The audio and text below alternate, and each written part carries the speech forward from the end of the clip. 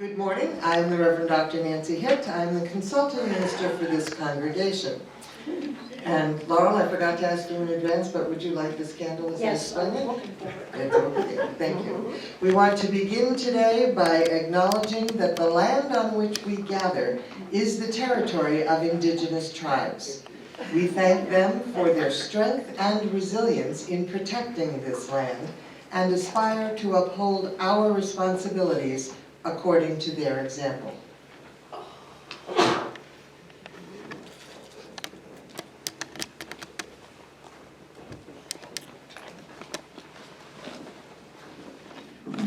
Happy Passover.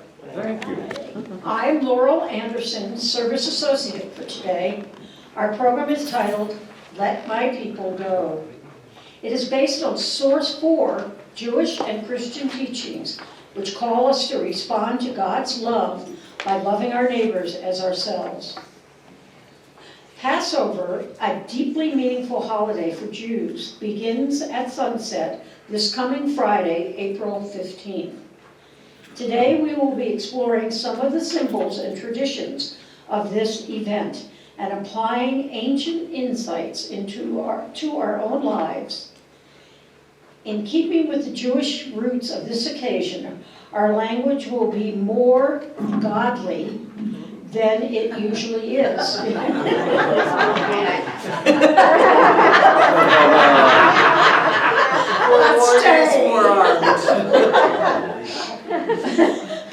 We invite you to make whatever mental translation is meaningful to you in these instances.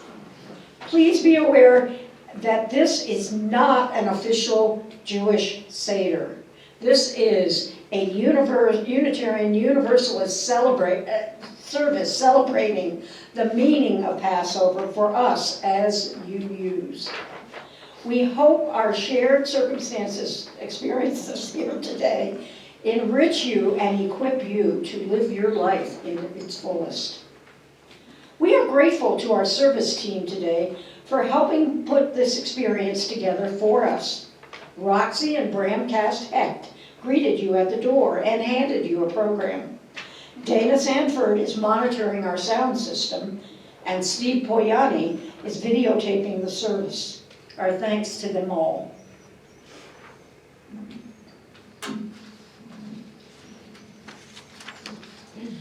Here are the announcements for this week.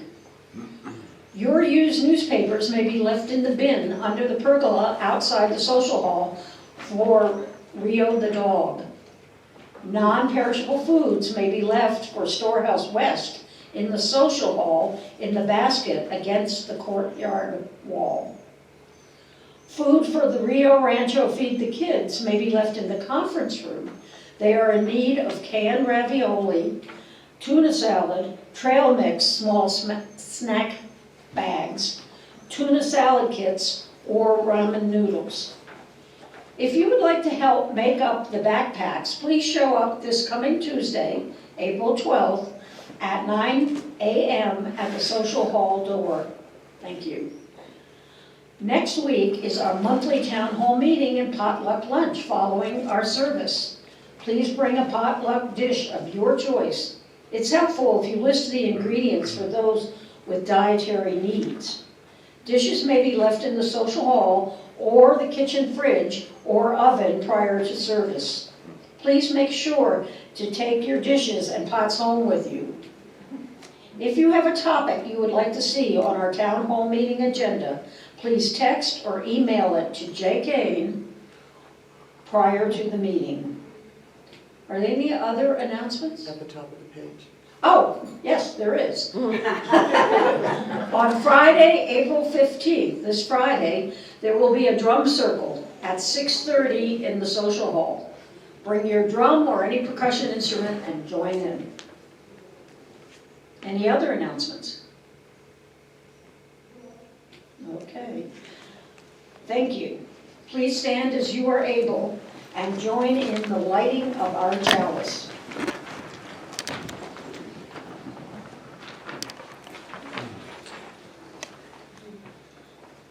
May the light we kindle inspire us to use our powers to heal and not to harm, to help and not to hinder, to bless and not to curse, and to serve you, Spirit of freedom. Please join me in affirming our aspirations. Life is a gift. We gather in community to celebrate the glories and the mysteries of this great gift. In the light of truth and in the warmth of love, we gather to seek, to sustain, and to share. Love is the doctrine of this congregation. The quest for truth is our sacrament, and service is our prayer. To dwell together in peace, to seek knowledge and freedom, to serve others in community, to the end that all souls grow into harmony with creation. Thus do we covenant with one another. Shalom. Now, if you would pick up your hymnal and open it up to number 400, this is the chorus, Shalom Havarim, which translates in English to peace, dear friends, till we meet again, which makes it sound like a little more of a goodbye song than a hello song, but I really wanted us to have Hebrew words in our mouths at the beginning of the service, and this was the only option. So you should know Shalom Havarim, and if you get that little cough in the back of your throat, that's supposed to be there. And the second, here. Sorry, the second line to that is Lahitraot, and then Shalom again. So just join me with this, and we will sing in Hebrew for just a couple of minutes, seconds. Shalom Havarim, Shalom Havarim, Shalom, Shalom, Lahitraot, Lahitraot, Shalom, Shalom. One more time? Yeah. Shalom Havarim, Shalom Havarim, Shalom, Shalom, Lahitraot, Lahitraot, Shalom, Shalom. Thank you. Please be seated.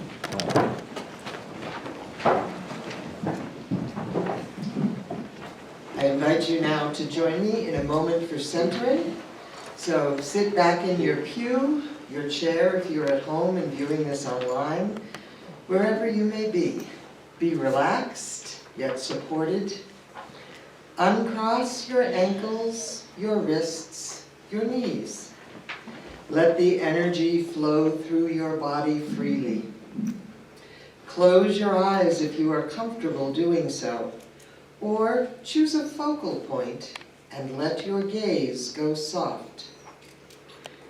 Turn your attention to your breathing. Let your mind go blank.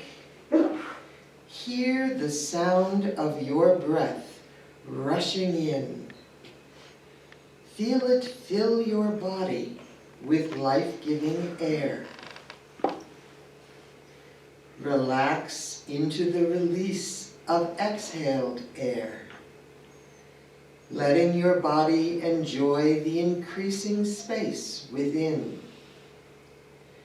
Simply breathe, deeply and fully. Inhaling life, exhaling fear. Inhaling energy, exhaling tension. Inhale liberty, exhale oppression. Inhale peace, exhale danger. Breathe fully and deeply, in and out. Take comfort in the rhythm of your breath. Be in your body. Sink into yourself, alive, energized, free, and safe. Let yourself feel joy in your own existence. Continue to breathe fully and deeply, bringing yourself back to the here and now. And when you are ready, open your eyes. Shalom. Sharing our joys and concerns is part of what we do each week to connect meaningfully with each other. Our joys are multiplied and our concerns are supported as we knit our community together. Please raise your hand if you have something to offer.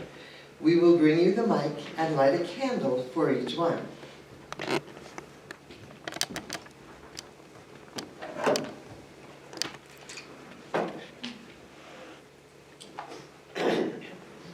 I've been here a while, sheer laziness. I was watching a YouTube performance of Rhapsody in Blue, Ukrainian-American George Gershwin's masterpiece.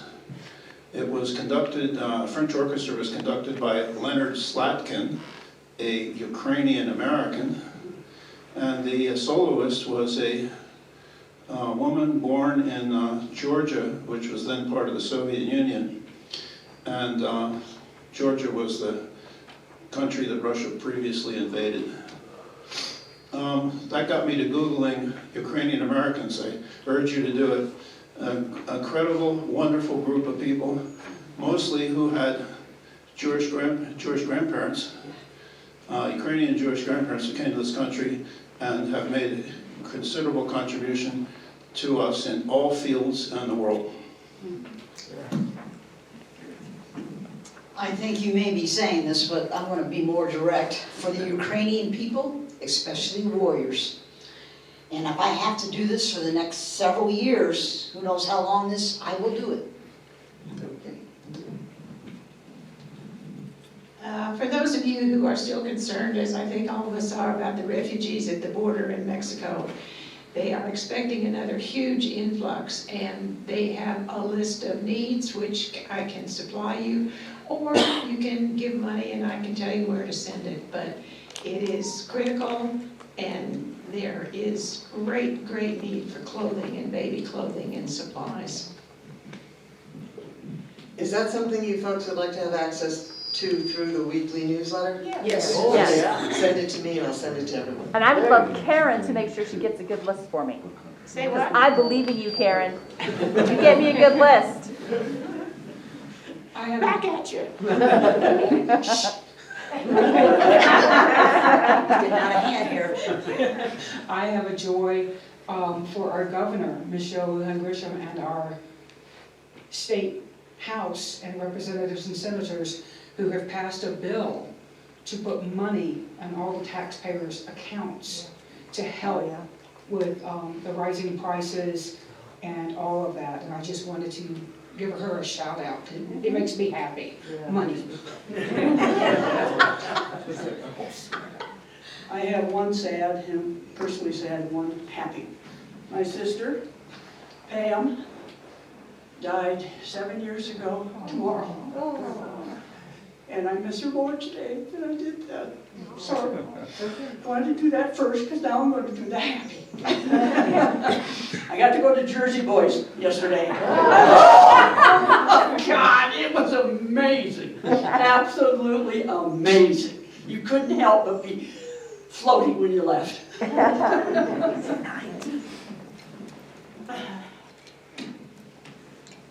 have a concern and some information. My concern is if you all could please think of me and send healing energy because my blood work came back kind of yucky. And my doctor's appointment has been moved, but it's still not until May 2nd. So I have to wait. And the other thing is, if you go on Facebook, if you're on Facebook, in the search for National Humane Society if you want to give to the people that are going and volunteering, collecting animals in the Ukraine and taking care of them. The stray dogs and cats and the ones that just got left behind.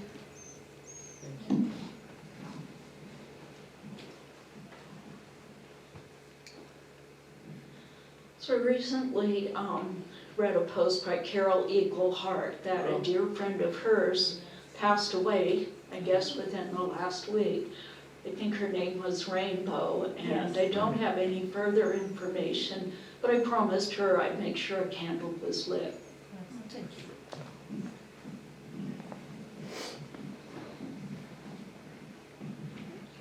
My hearing test this week confirmed what I already knew. I've lost between moderate and severe of my hearing. Is there a plan to take care of that? Okay, well then, we will be hoping for that.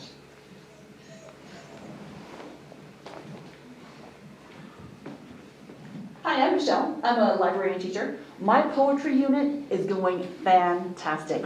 I have students searching the internet, finding their own poems, writing their own poems, and in 2 weeks, the Poet Laureate of Albuquerque, this is the 5th one, by the way, she's going to do a video that we're going to attach to our announcements. It's going to be fantastic. Other joys or concerns? Well, I applied for and I was accepted to the Embry-Riddle Aeronautical University's PhD program. So in a few years, I will have a PhD in aviation specializing in human factors. And it's the human factors in aviation that you really need to watch out for. Seriously. I have a concern. My cousin's daughter, Jess, is in the midst of going through a divorce with 2 young sons, and money has grown quite tight, and she's trying to juggle it all. But then I also have a collective joy that I think many of us in this nation share, and that is the confirmation of Son Jackson, and it was bipartisan.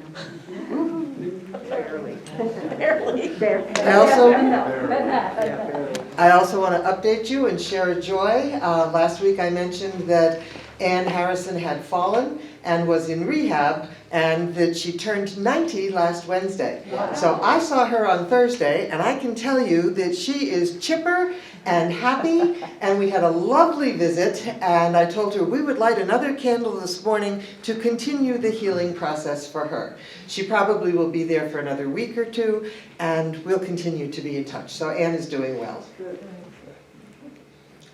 Any other joys or concerns? All right. Then we will also light a final candle for all that remains unsaid in our own hearts and minds.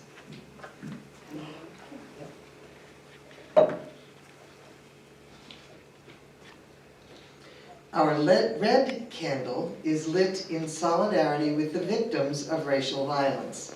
No matter the form of violence, all oppression and racism are evil and destroy the human spirit. May our flame inspire us as we grieve the deaths and injuries these evils impose and work to eliminate them from our world. Shalom. Now I invite Bram to come share our animal ministry moment with us.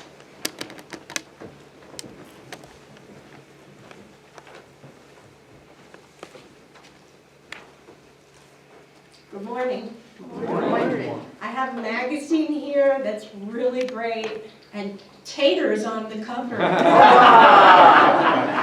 It's called Big Hearts. Consider what our ancestors did not have when they first domesticated dogs. There was no other domestic animals, no agriculture, no written language. Tools made of metal did not exist. As best we can tell, humans didn't even have fixed settlement yet. Life was radically different. But already we had dogs. Our lives have been intertwined ever since. This is a cat, and he says, "My life is ruined." That was just for you. That was just our little joke, so we could share a little laugh. Just the two of us alone. But you took that special moment, you posted it online. Now 40 million people think I can bark like a dog. And so I hide under the covers, cursing your very name, saying you better get a good lawyer, or me a great agent.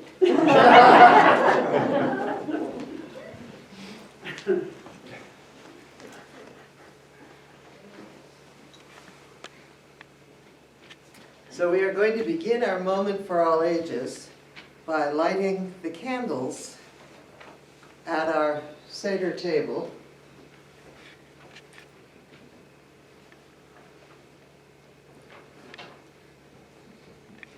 And now I will tell you a little bit about it. The Passover Seder, first and foremost, is a family holiday. It is celebrated at home at the family dining table. Now, there are many written programs as to how to hold a Seder. The guides are called a Haggadah.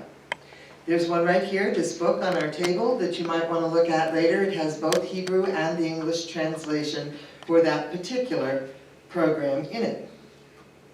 There are many different Haggadot, which is the plural of Haggadah, that address the vastly different aspects of leaving slavery and oppression and seeking new life. There are feminist Haggadot and LGBTQIA Haggadot and anti-racist Haggadot. If you can think of circumstances where people are oppressed, enslaved, persecuted, or victimized, there is likely to be a Haggadah written from that perspective.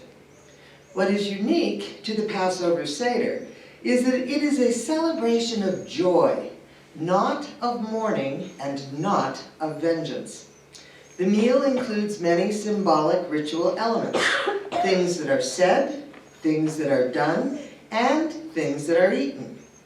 A Seder is a multi-sensory reliving of the story of the Jews' great escape from slavery in Egypt, best dated, for the historians among you, to the 13th century BCE. So this is an ancient story and an ancient ritual. We are not actually celebrating the formal ritual today. We will be exploring its meaning both in ancient times and for us today in a few minutes.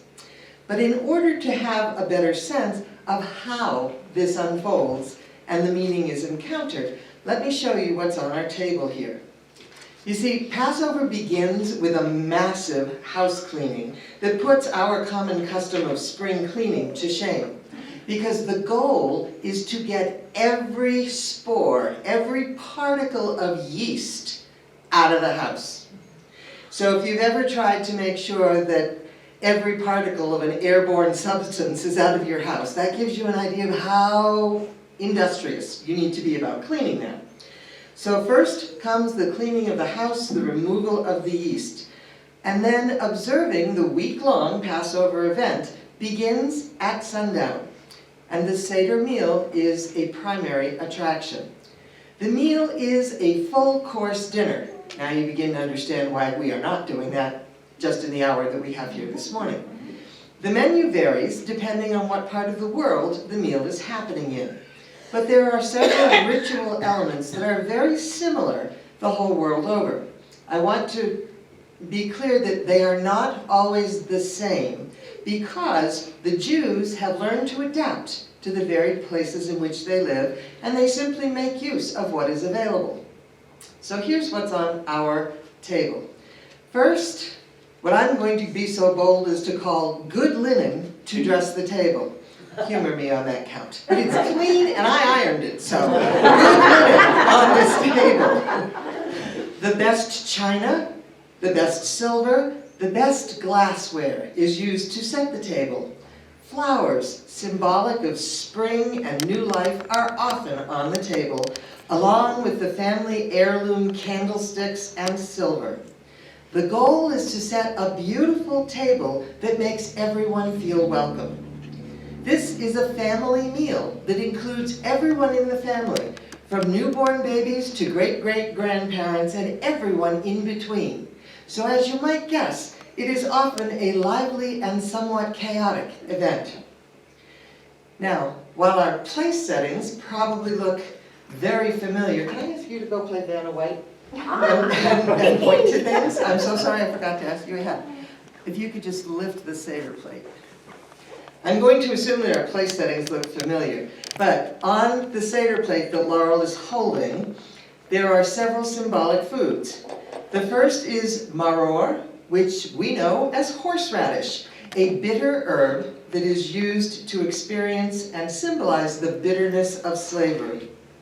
Then there is charoset, a mixture of chopped apples, dates, nuts, cinnamon, and grape juice. Charoset symbolizes the mortar the Jewish slaves used to build brick buildings in Egypt. It was forced labor. Then we have karpas, a leafy green herb, often parsley, that's what ours is, symbolizes the returning green of spring. It is also used as a vehicle to taste the salt water. You got it? Okay. In these little bowls, everyone has their own bowl of salt water, which symbolizes the tears that were shed by slaves. And then there is zerah, a lamb bone. The Jews were commanded to sacrifice a lamb the night before the Exodus and mark their doorways with its blood, so that the angel of death would pass over their households when delivering the last of the 10 plagues. And then Beitzah is an egg. It calls to mind the destruction of the temple. In Judaism, an egg is a symbol of mourning and the hope of new life, all rolled into one. The egg is traditionally roasted. Thanks. Many Jews actually begin their Seder meal by eating an egg dipped in the salt water, an acknowledgement that the temple remains destroyed and yet their hope for restoration remains strong. The other item on the table I expect you might be more familiar with, it is matzah, unleavened bread. It is used at several different points during the Seder meal. It is highly similar, this product, to what was actually made by the Jews for their escape. It was unleavened because they could not take the time to wait for regular bread dough to rise and be baked. So, unleavened and eaten really as a cracker. Thanks. If you are invited to a Passover Seder, I really encourage you to accept. It is an occasion of drama and humor and really good food, along with wine. There is wine on the table, as you can see. And it's part of the ritual of the meal as well. It's likely to last for several hours, which is why we can't just do one right here and now. There are questions and answers that are part of the ritual, lots of conversation, and despite the bitterness of slavery, the focus is on joy and on life. We'll explore that more in a few minutes, and later when you go to the social hall for coffee, you will find both the charoset, the apple mixture, and some matzah there for you to eat, and I suggest, it's only a suggestion, I know we don't tell UUs what to do, but if I were you, I would consider being in solidarity with the Jews and their exodus and eat at least one bite standing. They didn't have time to sit down and eat. Shalom. Shalom.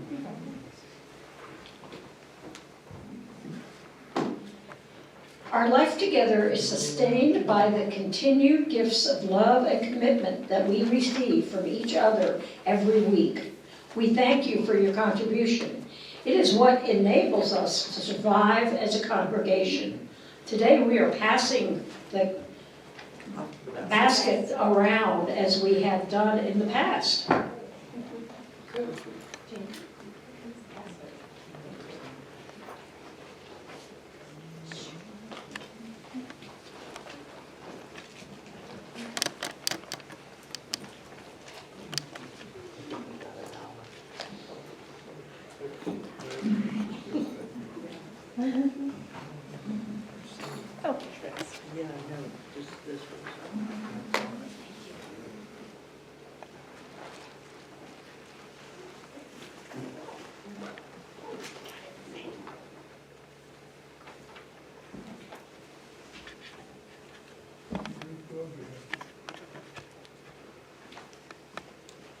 Thank you. Let's sing our chorus together. From you I receive, to you I give, together we share, and from this we live.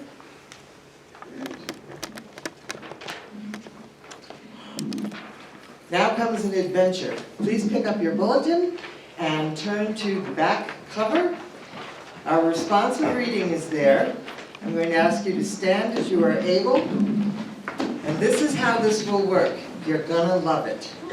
I figure everybody wants to get in on the dramatic "let my people go." So this is what we're gonna do. Each line, the first two lines, we have part of it in a regular font and then part of it in italics. So Laurel is going to start the people in front of her, and you're going to read the bold-faced regular type. And then the people who are in front of me, we're going to respond with, "Let my people go." Then we get to the refrain in bold-faced type. We're all saying that together. And then the next time, I'm going to start my side with the bold-face, and you folks get to do the "Let my people go." And we're going to go back and forth. A little bit complicated, but we're up to it. Yeah? Okay, so Laurel, you're on. When Israel was in Egypt's land, Let my people go. oppressed so hard they could not stand, Let my people go. Go down, Moses, way down in Egypt land. Tell old Pharaoh to let my people go. The Lord told Moses what to do. let my people go, To lead the tribe of Israel through. let my people go.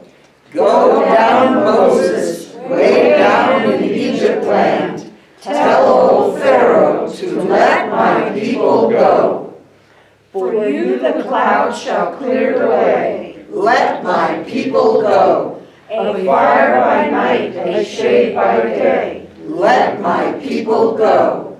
Go down, Moses, way down in Egypt land. Tell old Pharaoh to let my people go.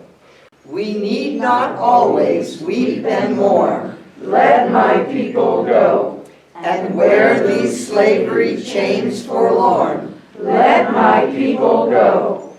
Go down, Moses, way down in Egypt land. Tell old Pharaoh to let my people go. Thank you. Please be seated.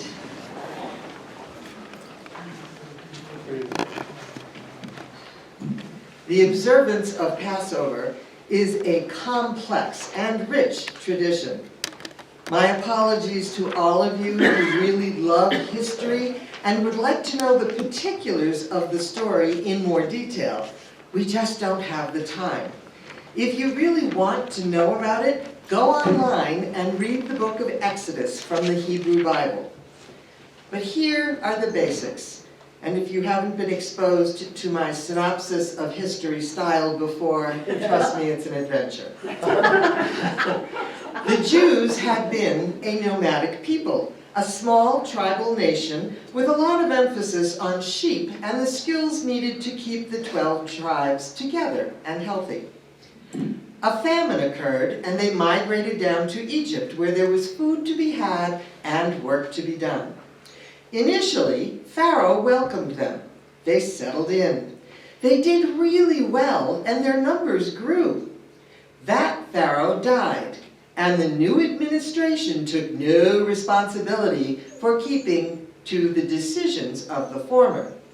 The new Pharaoh revoked the good standing of the Jews and enslaved them, demanding hard labor and exercising population control by commanding the execution of all baby boys born to Jews.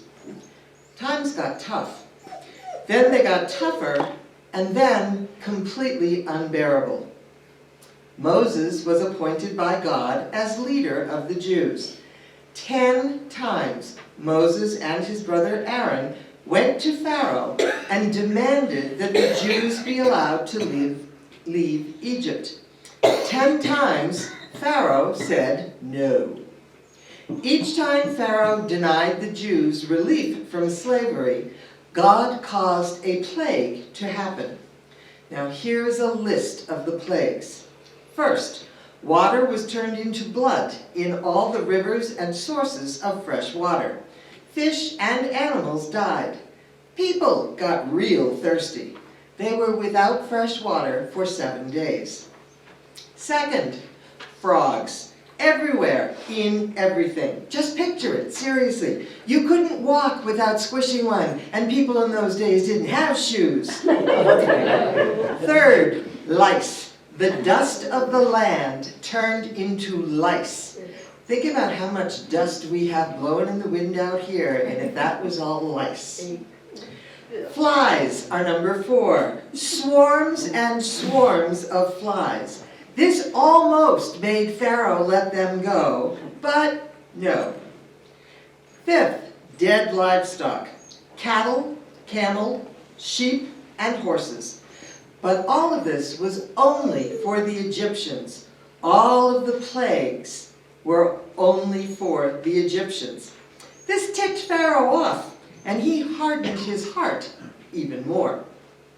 Number 6 was boils on both people and any remaining beasts. The 7th was storms of thunder, hail, and fire. The thunder and hail were in the sky. The fire ran along the ground. 8, locusts that filled the air and covered every surface and ate every green leaf and plant. If you've ever seen a swarm of locusts, they are actually amazing. They literally strip the land, and you can hear the bugs chewing because there's so many of them and they do such a thorough job. The 9th plague was darkness. And by this I don't just mean starlight and moonlight. I mean absolute total darkness. No stars, no moon. Couldn't see your hand in front of your face. Again, only for the Egyptians. In the land of Goshen, the part of Egypt that the Jews lived in, they had light in their homes. All of these things were punishments for the Egyptians because of Pharaoh's refusal to let them go. The 10th plague was a doozy. The 10th plague was the death of the firstborn. Moses told Pharaoh that God would cause the death of the firstborn of all the animals and the firstborn of all Egyptian children if he did not release the Jews from slavery. Pharaoh was still unmoved. This time, though, there were special instructions for the Jews. They were to kill a male lamb and paint his blood over their doorways, so that the angel of death would not kill their firstborn. Then the Jews were to eat the lamb, roasted by the fire, and prepare to leave Egypt. The instructions were very simple. Pack light. Basically, just get up and go. Follow Moses. Since Pharaoh did not let the Jews go, the 10th plague decimated Egypt and caused much suffering and grief. So finally, Pharaoh decided to let them go. They got all ready to set out, and then Pharaoh changed his mind, at which point he sent soldiers after them. Moses then divided the Red Sea, and the Jews proceeded safely through on dry ground.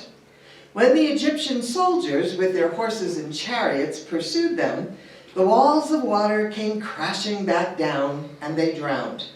The Jews made their escape and then wandered for 40 years in the desert before making it to the Promised Land. Now, that is a really simple version of a very complex story. I've actually had to leave out more than I could put in. I really do hope that you go and read it for yourself. Here's what I want to say about the story, about sacred stories in general, as well as this one in particular. I am keenly aware that the historicity and scientific accuracy of this and many other sacred stories is improbable, if not impossible. I'm not suggesting that we take this as a literal, factual account, although for centuries people did. What matters is not whether or not we can prove the story. What matters is the meaning we make of it. Now, I know that it makes some of you very anxious that I am a Christian and that I find the Bible to be meaningful. So I want to clarify for you how that works.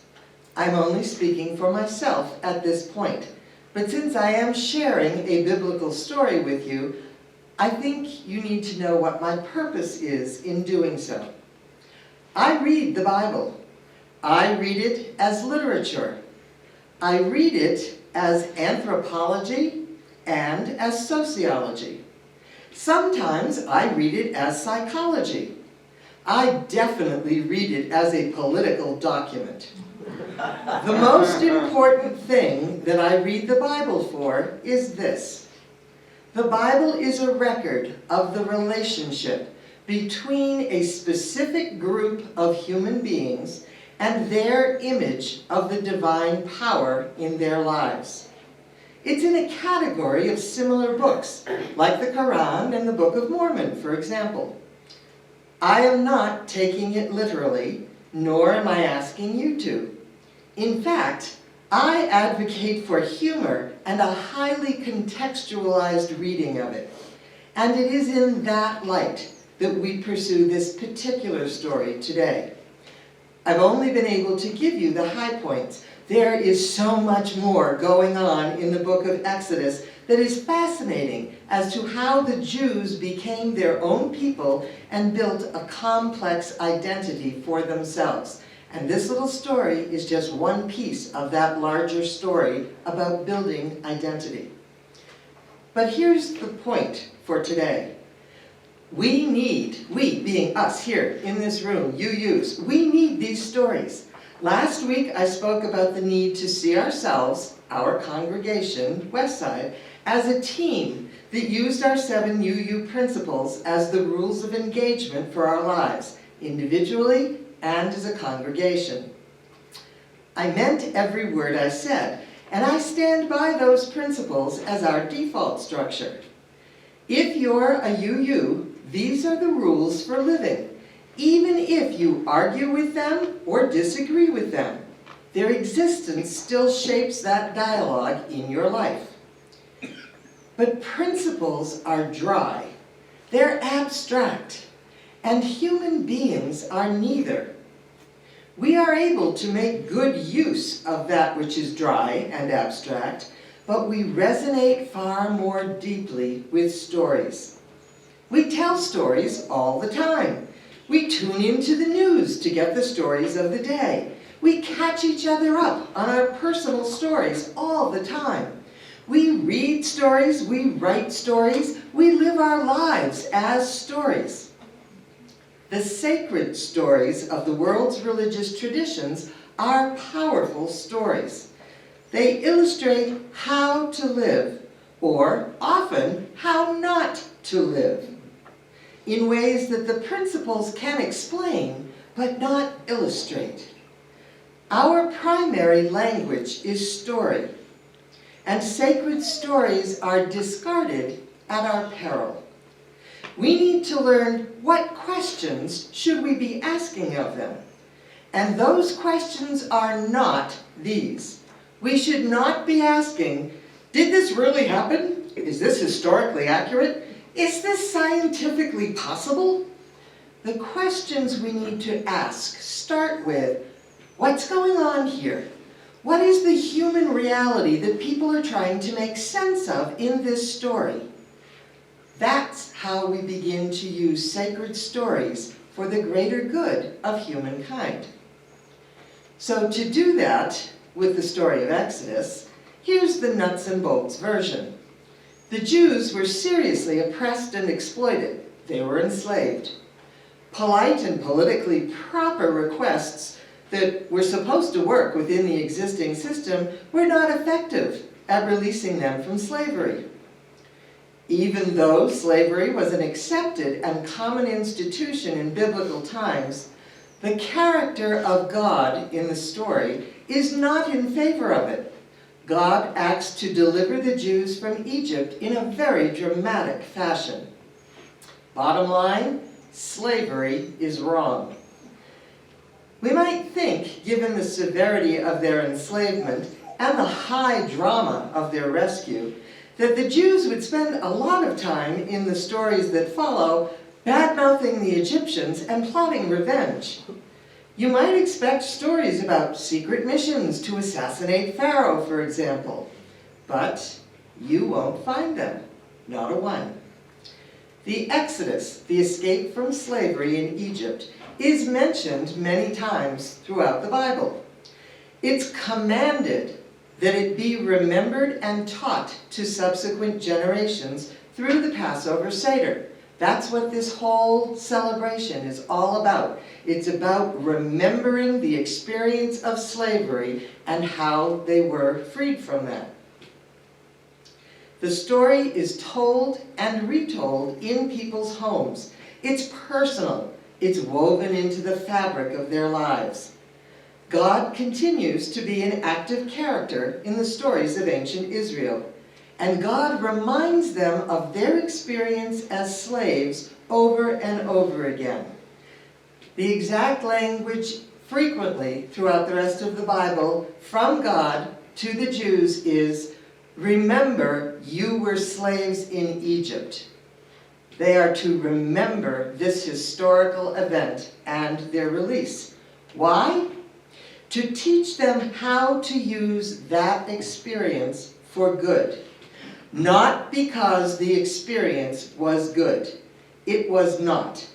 It was evil. Slavery is evil.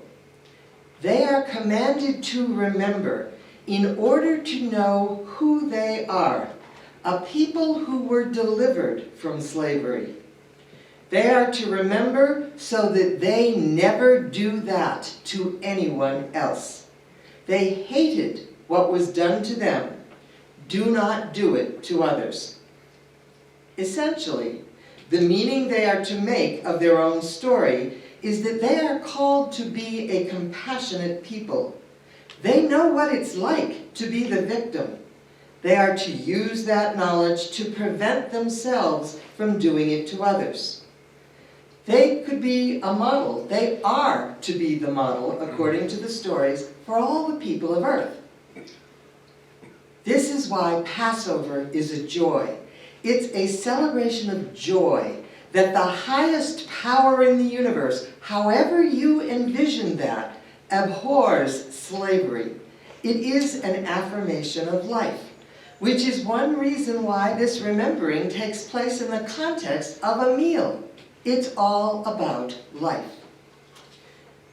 The fact is that the Jews have been the victims and the scapegoats of history ever since.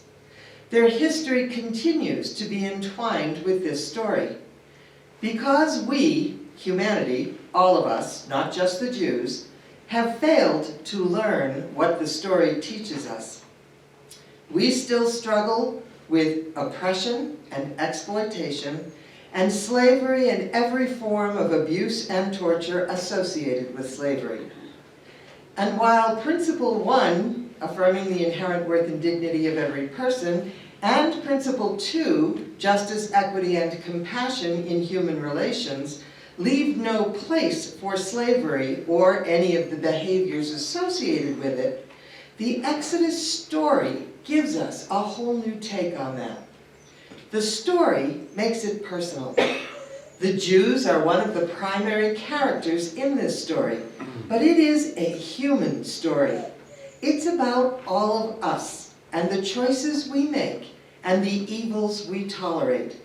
It's about all of us and the joy of freedom.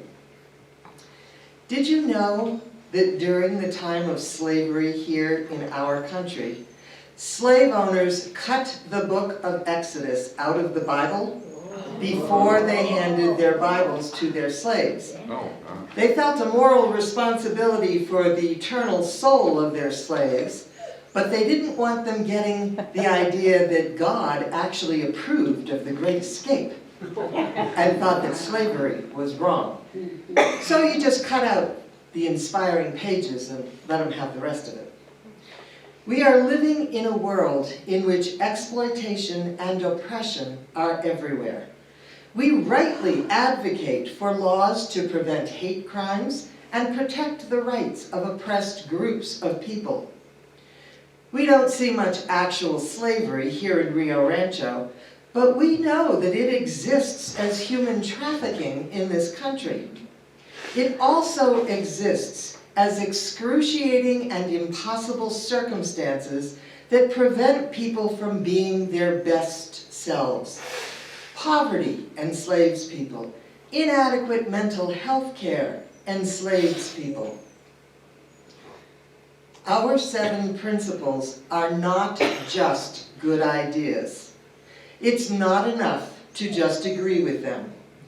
We need stories. We need these special stories, stories that are sacred to call us into action, to literally show us what the experience both of oppression and deliverance is like. So ask yourself this: what would it take to get you to join up in an exodus? What are you willing to flee from? What are you willing to leave behind? What would you be willing to walk toward for 40 years in the desert? The questions this story raises for us are as pertinent today as they were all those centuries ago. Now, Laurel and Dana and I are going to read a selection from our hymnal to you. It was designed to be read by individual voices, which is why we're doing it this way. That means it was designed for you to hear it as a challenge in the here and now to your own self. If you know yourself to be someone who appreciates being able to see the written word on the page as you hear it, you will find it at number 632. Otherwise, please give us just a moment and we will share this with you. Really good if I remember where I put mine. Mike? Got it. Dana, can you hand me the mic? Oh.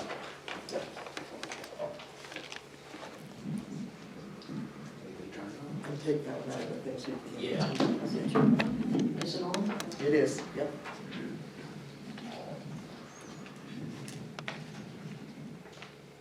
Pack nothing. Bring only your determination to serve and your willingness to be free. Don't wait for the bread to rise. Take nourishment for the journey, but eat standing. Be ready to move at a moment's notice. Do not hesitate to leave your old ways behind. Fear, silence, submission. Only surrender to the need of time, to love, justice, and walk humbly with your God. Begin quickly, before you have time to sink back into old slavery. Set out in the dark. I will send fire to warm and encourage you. I will be with you in the fire, and I will be with you in the cloud.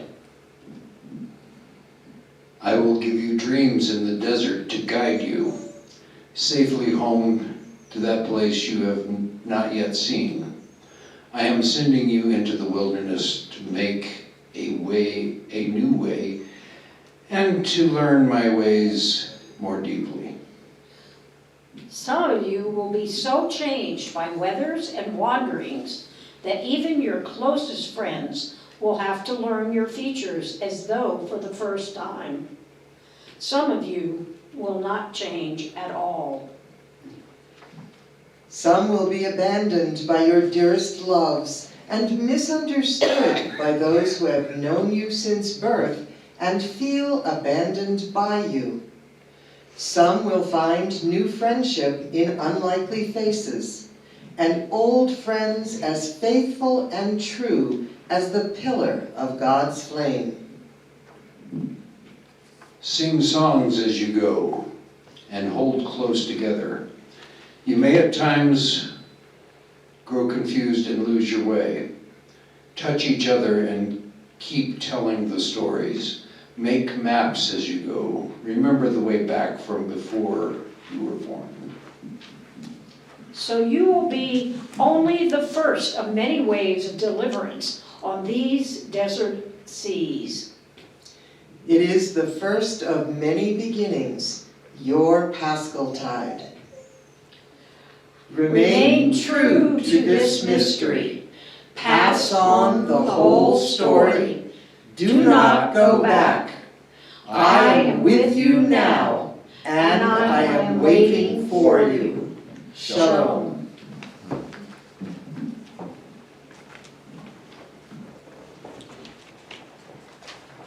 If you shut them both off, it doesn't work. We actually have...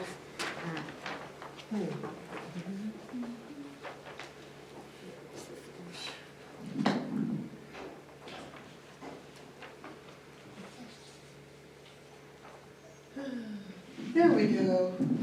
We actually do have a couple of minutes, and since we don't have another song to sing, does anybody have anything they want to? Judy would like to, thank you all, offer a comment or a question or whatever.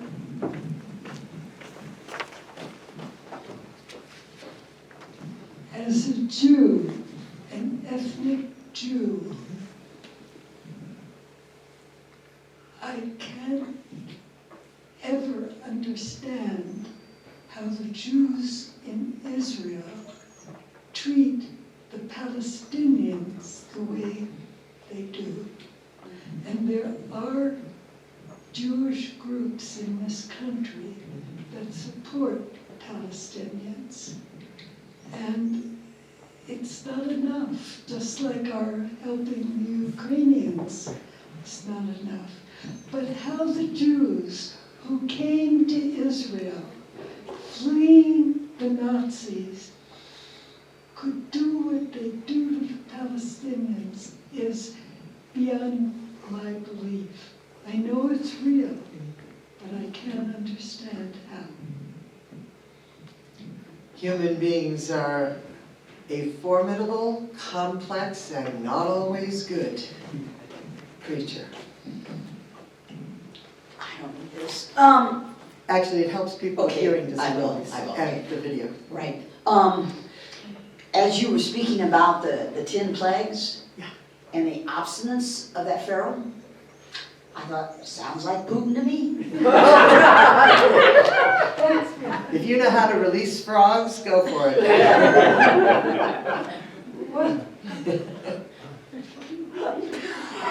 Okay, thank you. Oh, Judy, what?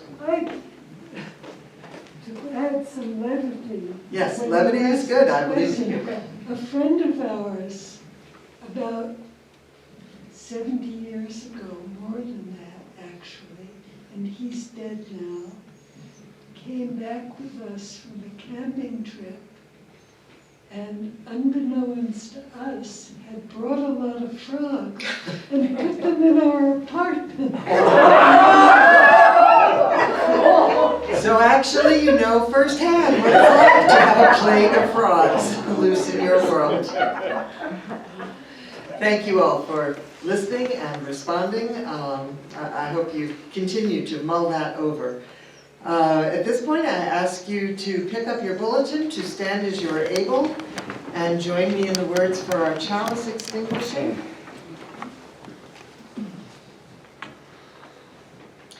Our chalice flame burns down through the ages, calling us to remember, to understand, to extend ourselves in compassion.